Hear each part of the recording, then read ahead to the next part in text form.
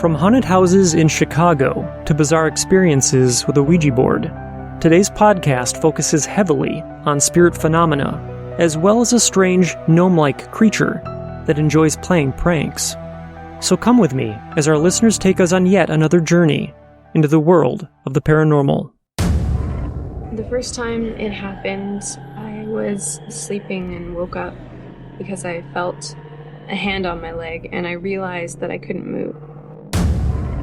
And he come across this object on the ground, which was the shape of a flying saucer. So he jumped out of his pickup and went down there, and there was 4 beings laying on the ground. When I raised my head back up, I was turning my head, and out of my peripheral vision, I seen something hop to a tree. And it was tall, about 7-8 foot tall, and it was black, real hairy, like a gorilla.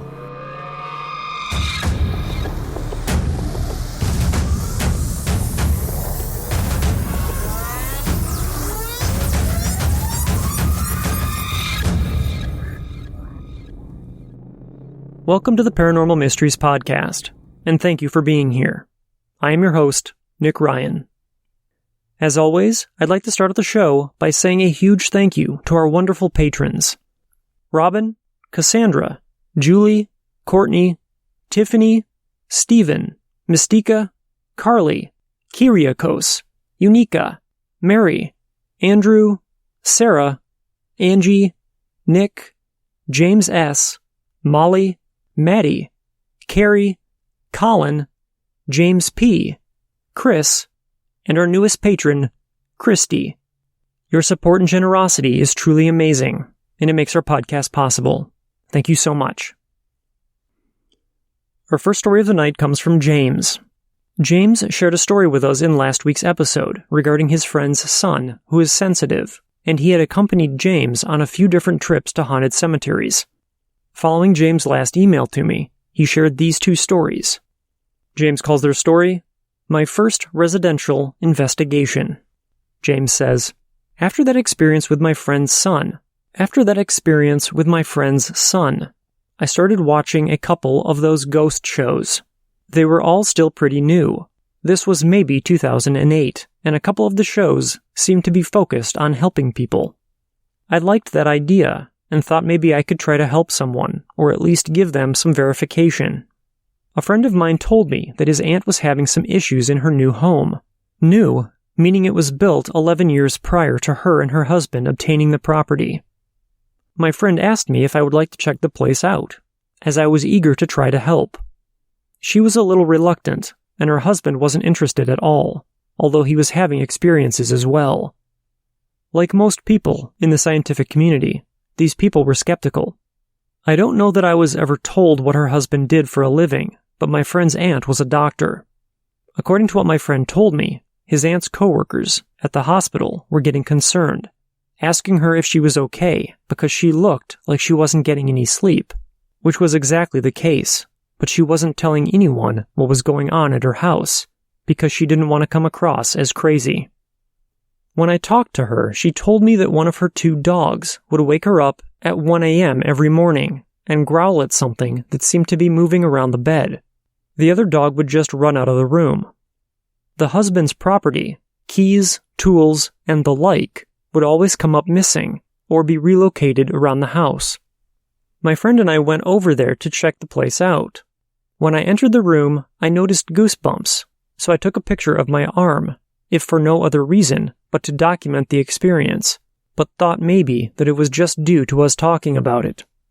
We were only able to spend a limited amount of time in that house because they weren't 100% sure they wanted an investigation in the first place, but I did take a lot of photos in the house and got some interesting pictures.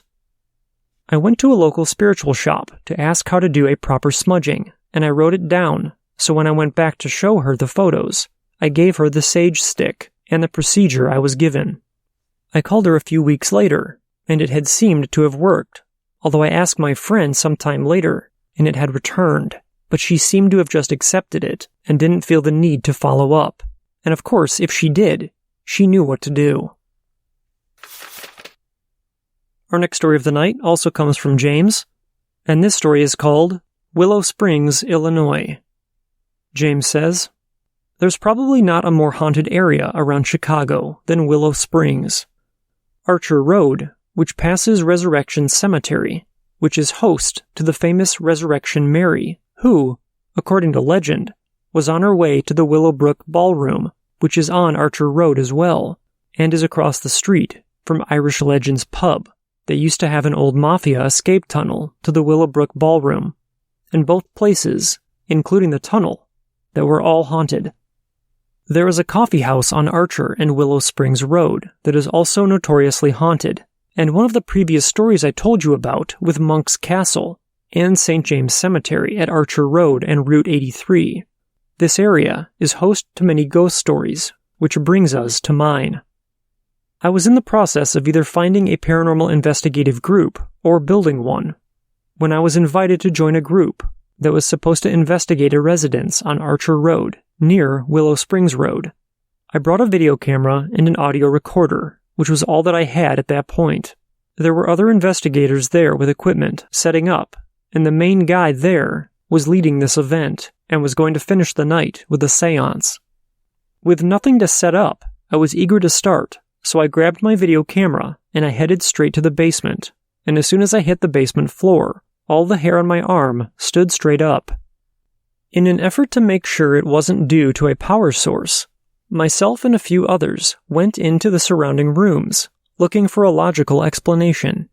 We ventured onward and heard a door slam in the hallway just ahead, but we didn't find anything further. We did an EVP session, but at this point, 10 years later, I don't remember the findings. EVPs to me are so easy to find in almost any location, and being that I was still new to this, I wouldn't have known the right questions to ask. Later in the evening, the group that was hosting this event sat at a big table to start the seance. I stood nearby the table with my camera to observe. Once the seance started, I was overcome with emotion. I never in my life experienced this, and it was so pronounced, I had to speak out loud, if for no other reason but to document it. I have since witnessed others experience this, but it hasn't happened to me again. Thanks for reading, James. Our next story of the night comes from Natalia. Natalia's story is called Birthday Surprise. Natalia says, "Hello, Nick.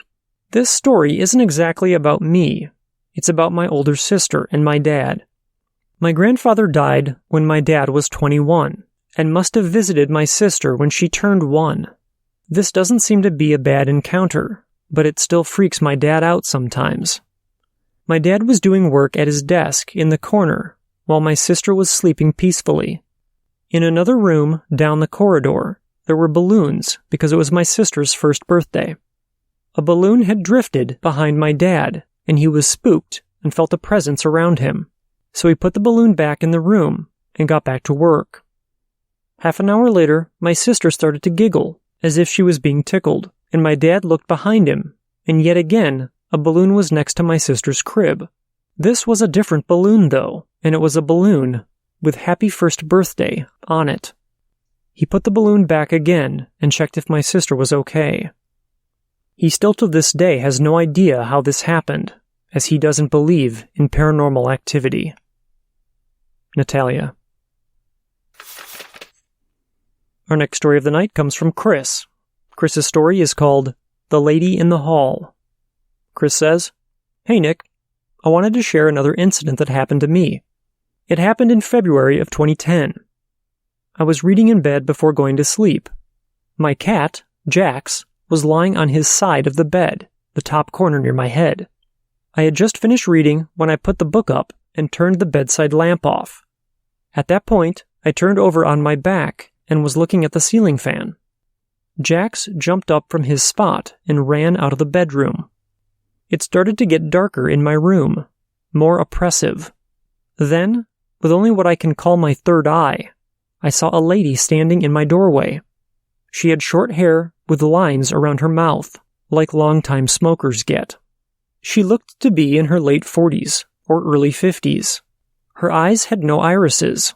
They were just white, and she was wearing a hospital gown. She had a green tint to everything about her. She was just standing there, staring at me. I wasn't scared. but I knew that she wasn't supposed to be in my apartment. In my mind, I asked, "Who are you?" She replied, "Carolyn." "What are you doing here, Carolyn?" I asked.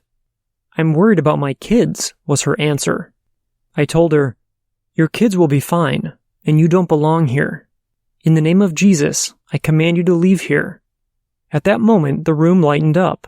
The feeling of heaviness on my chest vanished. Jax even came trotting back into the room, jumped on the bed, and curled up right beside me. The next morning, I still had the experience on my mind. I do not get the newspaper in my town, so when I got to work, I went online and checked the obituaries in the paper. The first person listed in the incompletes part of the obituary was a 49-year-old woman. Her name? Carolyn. Thank you, Nick, and stay safe. Our next story of the night comes from Evangelina. Evangelina says, "This takes place a few years back. I remember being about 14 or so. In my house at the time, my room was located in the basement. I enjoyed it down there, and I have many siblings, so it was nice to have my own space. The only crappy thing about it was that there was a laundry room in the basement as well. I would spend hours at a time down in my room, and I cleaned it all the time. This just happened to be one of my cleaning days. I set up the vacuum like normal and began to tidy up. I recall seeing something move out of the corner of my eye near the laundry room, but my younger sister Jennifer was down in the basement with me, so I thought nothing of it. I finished cleaning and went to bring the supplies back upstairs, and all I remember was seeing a man in a suit hanging near the top of the stairs, as though he were hung by a noose. I ran, like I absolutely dashed for the kitchen, with my little sister following me, almost in tears. I didn't feel anything negative, and I never saw the man again, but there was always some weird vibe from that house. Anyways, thanks for taking the time to listen. Eva. Our next story of the night comes from Emily. Emily's story is called Window Walkers. Emily says, "I came across your podcast around the beginning of March, and I was intrigued by some of the listeners' stories, as some of them sounded very familiar. For some background to my story, I'm 15, and I have been able to see and talk to ghosts since I was little. I am an only child, and I live with my grandparents, my cat, and our dog. My grandmother and I are native, so I think that explains why I'm able to communicate with spirits. My grandparents are extremely religious, and they don't believe in the paranormal, so they don't believe me whenever I try to share my experiences, and as a result of that, I keep almost all my paranormal experiences to myself. Now for the reason that I'm writing. I moved rooms a few years ago, and when I made the move, I could tell that something was off, but I chose to ignore it. 3 years later, I'm still in that room. I always go to sleep around 2 to 4 a.m., probably because I'm a teenager, and that means that I'm the last person in my house to fall asleep. 3 nights ago, I rearranged my room, and now my bed is partially in front of my window. My room is on the second story of our house, which means that my window is at least 20 feet up from the ground. For the past 3 nights, I have been hearing someone or something walking around outside my window, and I have gotten the feeling of being watched. It sounds like there is a hallway outside my window with doors, and it sounds like someone is loudly walking around and opening doors. Whenever I hear the soft close of a door and footsteps, I'm unable to move because of how scared I am. These sounds usually start around 12:45 a.m., when I'm the only person awake. I know that it's not my cat, as he is always sleeping on the end of my bed. The sounds are also not the dog, as she sleeps in her cage downstairs, right below my bed. Last night, I also heard some soft footsteps in the hallway outside of my bedroom. My room is at the end of the hallway. It also sounded like there was someone walking around downstairs last night, but the floors weren't creaking as they normally would if someone was walking on it. I sleep with my door closed, and the chances of me hearing someone or something walking around downstairs and all the way across our house is very, very slim.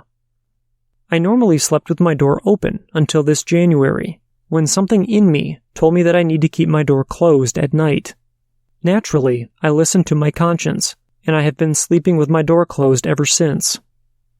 Some nights my cat wants to leave my room, so I have to open the door for him, and I will keep the door slightly cracked open, just in case he wants to come back. For the past 2 weeks, I have had a horrible feeling that there's someone or something outside my room at night, and I can barely bring myself to look at the door. I have always loved the paranormal, and I know that there is a ghost of an old man in our basement. The man absolutely terrifies me, and I can tell that he has bad intentions.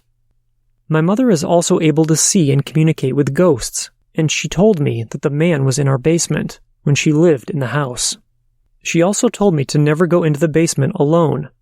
I'm afraid that that man is hanging out outside my bedroom now, because I feel the same fear as when I'm in the basement. Tonight at dinner, I asked my family if we could sage the house to get rid of any entities that may be residing in our home, but my grandparents just laughed at me and told me that I was being silly. They often use the "you're being silly" excuse when I try to tell them anything of importance, because they think that I'm just a silly teenager. Anyways, thank you for reading this, and thank you for giving your listeners a place to share our experiences. Stay healthy and safe, Emily. Our next story of the night comes from Melanie. Melanie's story is called Ghost or Demon Experience. Melanie says, "Hey Nick, I've been listening to your podcast for a while, and I'm thrilled to finally have a place to tell my experiences. I know you've already done a podcast about Ouija boards, but my experiences involve it, so I have to mention it. I also must tell others that they, in my opinion, shouldn't touch it, and it's very dangerous, and should be burned. Now that I've got that out of the way, I can tell you about my experiences.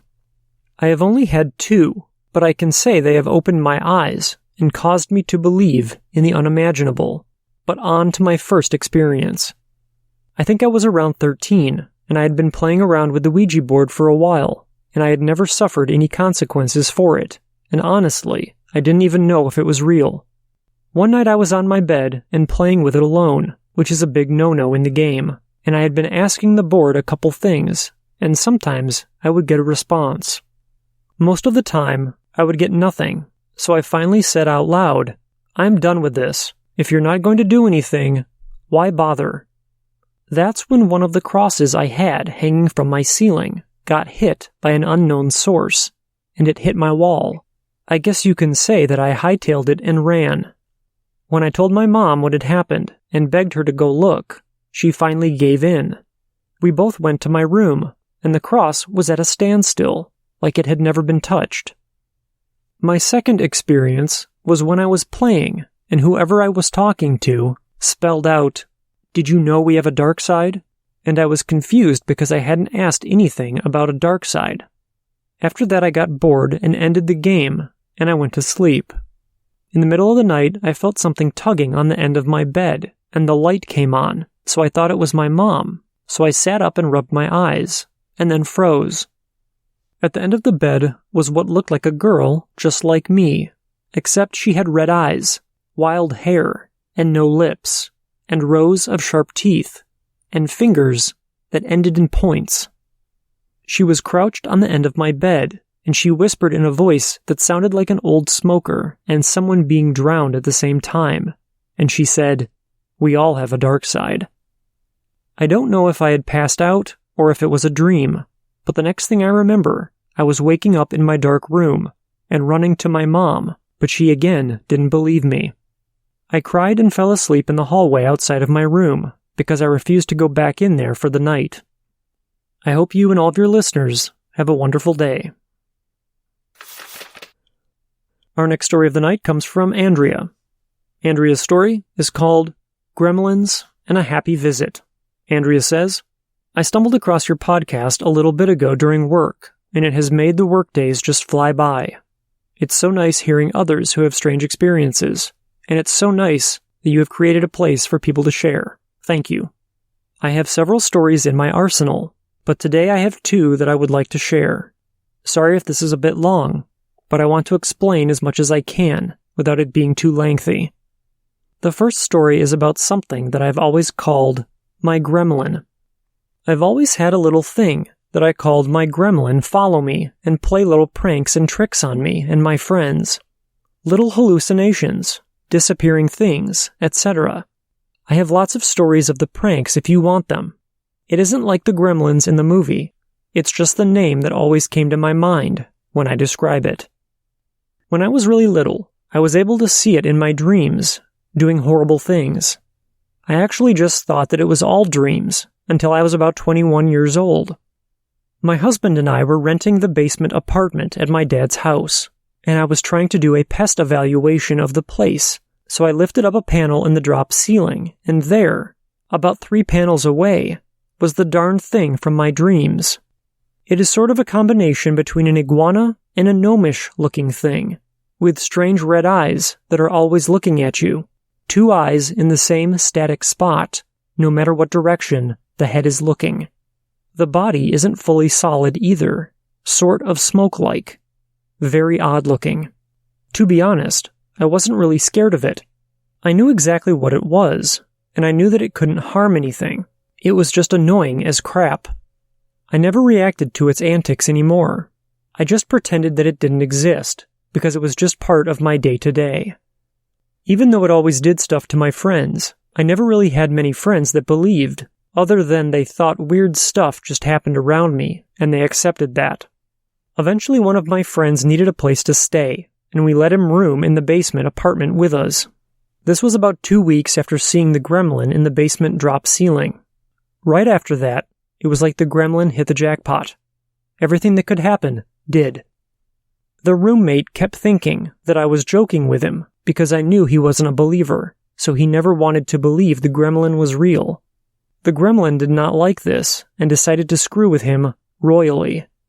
It started pranking him daily and then took it to a new level it never had before.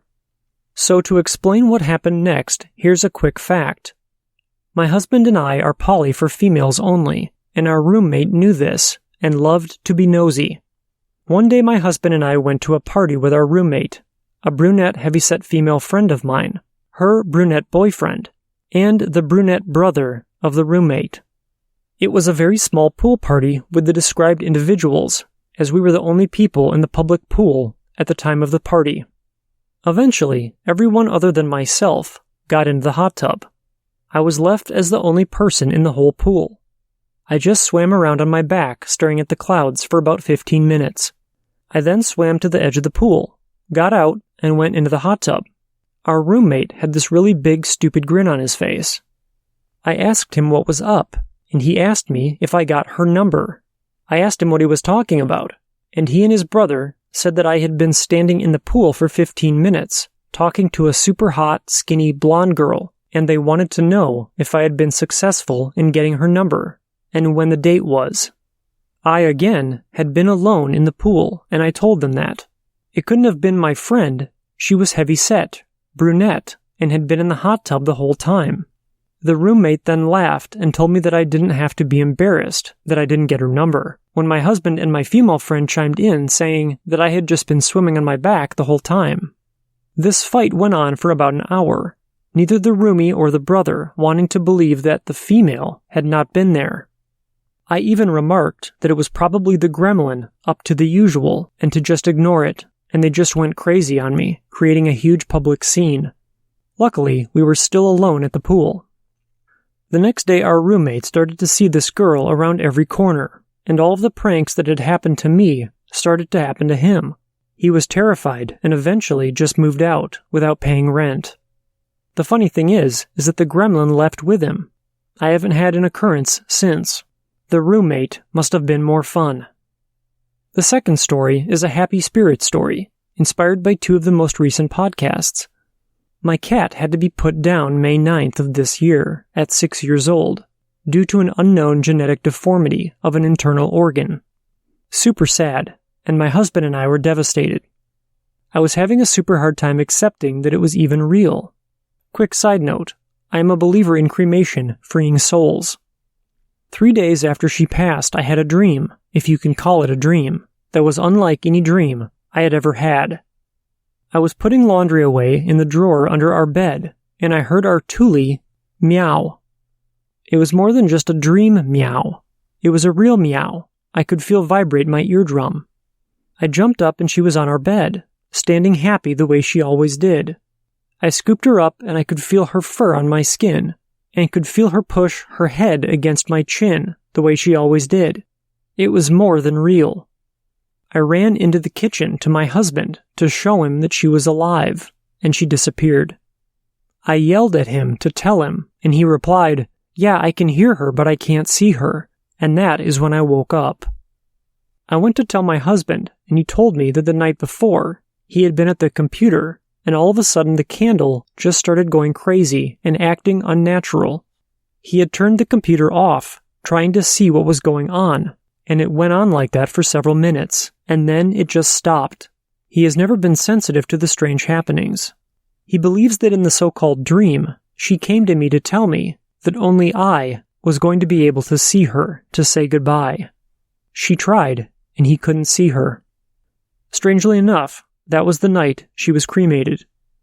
So happy she came to see me one last time. Thank you for reading my story. Stay healthy, and keep up the good work. Our last story of the night comes from Sue. Sue's story is called Response to Two Stories in episode 56. Sue says, "Hi Nick. I wanted to say that I had a similar experience with what I truly believe was divine intervention in the form of a guardian angel.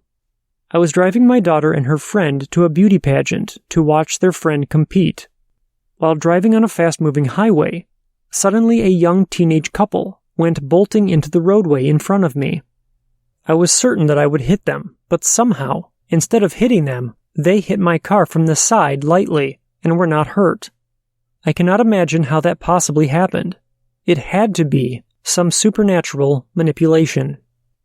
The other story I wanted to respond to was a story where your listener said they had a man with a top hat watching them at night in the bedroom. My similar experience was that I had a woman dressed all in white with a white bonnet on her head, watching from my bedside. If I moved to get up, she would disappear, which led me to believe that I must be imagining it. However, I continued to see her many nights, and I did tell my parents, who looked at me sideways, but did not offer any explanations. Now that I've heard so many others with similar stories, I know I wasn't imagining it. I now, at age 51, understand that I'm a very sensitive empath and perhaps a medium. Thank you for giving our paranormal stories a voice so that we may find our kindred spirits, or at the very least, understand that we aren't crazy. Sue. As always, if any of you have thoughts, advice, or a similar story that you'd like to share with tonight's listeners who shared their story, you may email me and I'll be sure to forward your message on to them. As we come to the end of another episode, I'd like to say thank you to all of you for listening and supporting the podcast. Until next time, I hope you all have a safe and healthy week, and I'd like to say thank you to James, Natalia, Chris, Evangelina, Emily, Melanie, Andrew, Andrea, and Sue for writing in and sharing their experiences with all of us. If you believe that you or someone that you know has witnessed something unexplainable and you'd like to have your story shared on the podcast, you can contact me at paranormalmysteriespodcast@gmail.com or visit paranormalmysteriespodcast.com and click on the Tell Your Story link. Please remember that no matter how insignificant or outlandish you believe your story may seem, I'd like to hear about it. All of our contact information, as well as the sources that were referenced for today's episode, can be found in the show notes. You can also get involved with the podcast by joining our forum and by following us on social media. If you're on Facebook or Instagram, you can find us at Paranormal Mysteries Podcast or on Twitter at ParaMysteryPod. And while you're there, please give us a follow. If you're wondering how you can support the podcast, you're supporting it right now just by listening, and we appreciate it. You can also help by subscribing to the podcast and sharing it with your friends. If you're looking for additional ways to show your support, you can visit patreon.com/paranormal mysteries and become a patron. Benefits include ad-free episodes and early access to select shows. New episodes of the Paranormal Mysteries podcast, as well as our new Wednesday segment, Midweek Mysteries, are produced every week and are available on all of your favorite podcast apps, including Spotify, Apple Podcasts, and Stitcher. From all of us at the Paranormal Mysteries Podcast, thank you so much for listening, and remember, don't wait for the unknown to come to you. Get out there and find it.